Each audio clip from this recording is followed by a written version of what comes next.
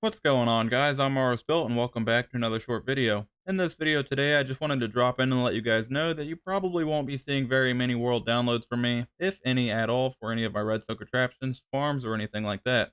And there is a very good reason for it. The reasoning is, well, I find the world file size to be rather bulky and takes a lot of time to download a lot of unneeded space, and I really think there's just a better way to do it. So I'm trying something new out, and if you guys like it, let me know down inside of the comments below, and I'll keep doing it for all of my redstone tutorials, farm tutorials, and stuff of that nature. And what I'm talking about is this block here. Instead of having to download a entire world file where you're going to basically get all of the world, you can basically just download a small pack that I have created. And this pack is going to include some structure files for each individual tutorial that I make that will allow you to download it easily, test it out, and decide if you like it before you end up devoting the time to build it. So if you're unfamiliar, this is a structure block here, and this structure block is able to capture a bunch of different structures, basically for whatever you set it for. For this example, I have selected my entire fully automatic redstone bookstore, and I have already exported it to my computer to load into a behavior pack. This pack is just named number 1. Now, if you're interested in using this behavior pack to load some of your own custom structures in and move them from one world to another, I'll show you exactly how to do that, and that's going to be at the end of the video. However, for now, the way that I'm going to be doing this is each of the tutorials that I make, if it just has one farm inside of it or one redstone contraption that I'm building, then I'll always list that inside of my tutorial description as one. You don't have to type in my structure, it'll automatically put that whenever you put the one inside of there. However, if any of my tutorials have more than one thing that's available for download, then I will mark number 1 for one of them, number 2 for the next, number 3, and so forth down the line. And down inside the description, you'll be able to find out what number correlates with what object that you're going to be downloading. So for example, if I make an entire tutorial with 3 different types of trident killers inside of them and they're all available for download, then I'll make one trident killer the number 1, the next one will be number 2, and the one after that would be number 3. However, I would distinguish which is which down inside the description. I hope that makes sense. So the first thing that you're going to do is find a tutorial of mine that you want to download and test out, and then you can go down inside the description and find a download link for the structure block pack for that dedicated tutorial. You could go ahead and double click on that and it's going to download to your computer. Once you download it to your computer, you can go ahead and open up that folder and you're going to see 2 folders like this. One is going to be a readme file that nobody actually reads. However, if you actually run into any issues, this readme file will help you out, or you can always fall back to this video.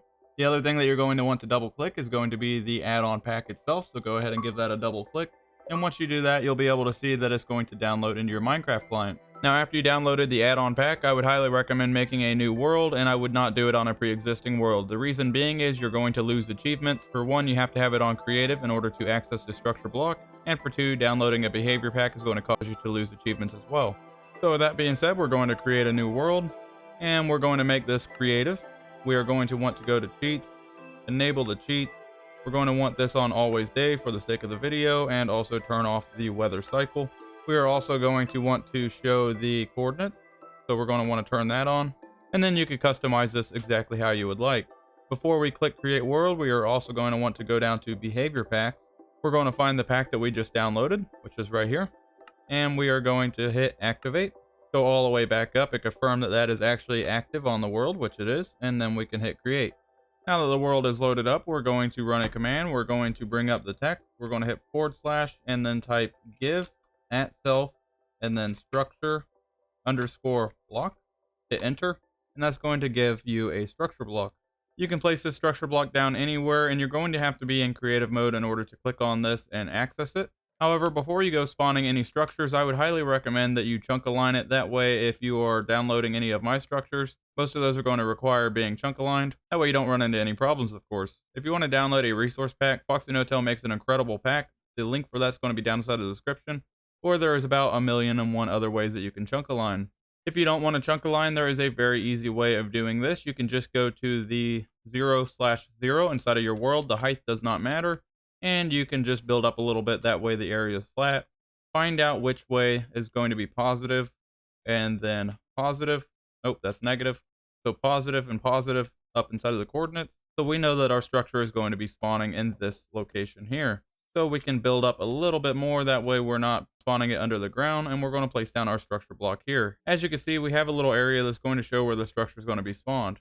Next, you're going to click on that structure block and change the mode to load. Then inside of the structure name, you're going to put the corresponding number. So 1 for this instant. However, like I said before, if there's multiple different things that you want to download in a single tutorial, then go down inside of the description and find the number that corresponds with the thing that you want to download. So for this example, I'm going to leave that on 1, click out of it, and that's going to bring up this preloaded structure that is inside of the behavior pack. At this point, if you want, you can back out of it, and then it's going to change those lines where you can see exactly where it's going to be loaded. And now that we verified that, okay, this is a nice place to put this giant contraption, we are either going to put redstone on this and power it, or we are going to hit this load button. As soon as we hit that load button, we are going to have the structure come into our world, and then you are free to test it out. At this point, you can remove that structure block. You no longer need that. Now let's go ahead and test and make sure that the copy works. Now this thing is kind of discombobulated because I was doing some videos and stuff a while ago and never got around to putting it back together. However, the main thing is just seeing if it's functional. So what we'll do is we'll go over here, which is the payment chest, and we'll put in 37 diamonds. Now this is only set up to take 1 diamond per transaction.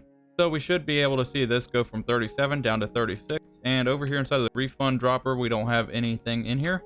So if we head over here, we can check this, make sure that's empty. That's empty, so that is good. And I have already preloaded a netherite sword inside of here. So let's say that we want a netherite sword. I'll go ahead and select netherite sword and hit the purchase button, and that should take 1 diamond out of here, which it did. And then we should have a netherite sword appearing in here pretty quickly. And just like that, we have our netherite sword, which this is a good netherite sword. However, I just changed my mind and I decided that I did not want it, so I'll go ahead and put this back inside of here, hit the refund button, and hopefully that will give me a refund. And as you can see, I just got the refund, which is 1 diamond, which is what I paid for that netherite sword. So then I can go ahead, grab my diamonds out of here, and I'll be on my way. So as you can see, this does work very, very well, transferring it with the structure blocks, and I've tested this over and over again, and I have not ran into any problems yet, as long as you do everything properly. So if you guys ever have any issues with this, let me know, and then you can contact me inside of my public Discord, links down inside of the description below, on any of my social medias, or of course dropping a comment down below on this video. Now, as you can see, if I were to use this world download, it's going to be 1.7 megabytes, which is not that bad. However, world files can get very, very big. As you can see on the Project Bedrock server, we have them ranging between 1.1 gig, 1.3 gigs, and they go up from there. So being able to download a behavior pack can be very handy because the behavior pack, as you can see here, is 22 kilobytes and the README file is about 4. So it's pretty much a night and day difference, and it actually has a lot of benefits because if you wanted to download a world copy of your own, then you can bring this into your world copy and pretty much paste it wherever you want. That way, if you wanted to envision the build before you actually put it there, that makes this possible, whereas a world download would not. Now let's get into the nitty-gritty side of things. If you're wanting to actually add your own structures to this pack and move them between one world or another, I do not have any problem with that as long as you're using it for personal use only. If you're wanting to use this for YouTube to kind of do what I'm doing, you're going to have to find out how to make your own packs just like I did and go through the work and effort of putting them together for yourself. However, personal use, I have no problem at all. So what you would want to do is go to your resource pack here and you are going to rename this resource pack. Now by default, I have mine to where it automatically says the extension on the end, but if you do not see a dot extension at the end, which for this example is .mc add-on, you would go up here to view, and then there's a little box that you're going to want to check that says file name extensions. Make sure that's checked and it's going to allow you to see your file name extensions. So you'll want to go here and you are going to rename this and only erase the part up to the dot and rename that .zip. That's going to change it into a .zip file. You're going to hit yes. Now going between a MC add-on and a .zip is pretty much the exact same thing. One is just specifically for Minecraft, so you're not going to have any kind of data loss. Now on this .zip file, you're going to right click and you're going to extract all. And you can extract it right where it's at. And now that we have it extracted, we can go ahead and delete this .zip file. We no longer need that for the time being. Then we can double click on this folder and it's going to bring up the structures, the manifest, and the pack icon.png. What you need to worry about is the structures. You can double click on that and then you can see your structure file here, 1.mc structure. Now there's multiple structures inside of this pack for my tutorials. You're going to see a 1.mix structure, 2.mix structure, and so forth. However, if you're just wanting to put your structure inside of here, we can go ahead and delete the one that I had in there. We can go back to Minecraft. I'll go back into my Minecraft testing world. I'll go ahead and select my master level lava farm here. This thing's absolutely bonkers. There's going to be a tutorial coming up on my channel soon, so make sure that you're subscribed so you don't miss that. But what you're going to do is put down a structure file and open up that structure file. Make sure that it is actually selecting the entire build. That way you don't miss any of the build.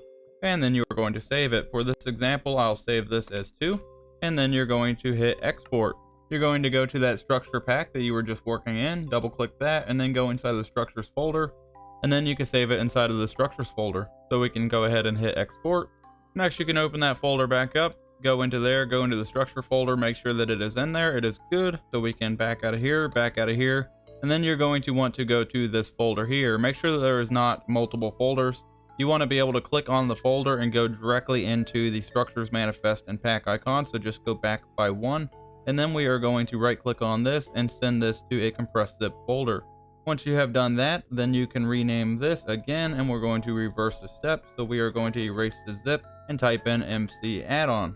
Go ahead and hit enter, and it's going to warn you. You're going to hit yes. We know what we're doing. As soon as you double click on this, it's going to launch Minecraft and automatically start importing. However, because it has the same UUID, it's going to fail the import because it's going to detect multiple duplicate packs. The way that you're going to fix that is you are going to exit out of Minecraft.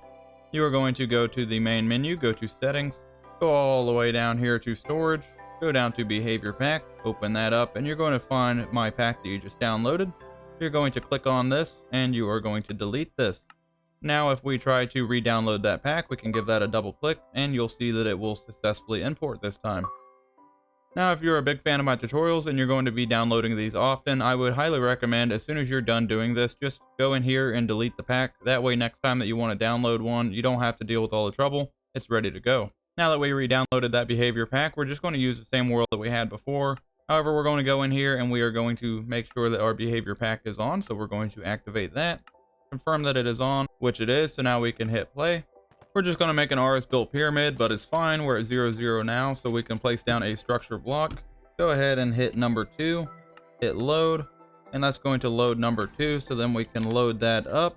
And that's how easy it's going to be. You basically download the add-on pack from the description of the tutorial video, go into a new world, give yourself a structure block, type in the correlating number, and hit load, and you're good to go. Like I said, this is going to be coming up on all of my tutorials, and I think this is going to be a lot easier once everybody knows how to do it. It's going to save them a ton of time having to download worlds, taking up unnecessary hard drive space, and stuff of that nature. Let me know what you guys think about doing this down inside of the comments below. I think of doing it this way has a ton of positive benefits, and maybe one day it might even become the new standard. With that being said, be sure to try this out on my upcoming tutorials. There should be one coming out around the time of this video that you'll be able to actually get the structure block and try it out for yourselves. It unfortunately will not be the fully automatic redstone bookstore or the lava farm because I have yet to make tutorials for those. If you enjoyed the video, drop a like down below, and if you really enjoyed it and you want to see more content like it, then be sure to subscribe and hit that bell notification. Thank you guys so much for watching, and I'll see you in the next video. Bye.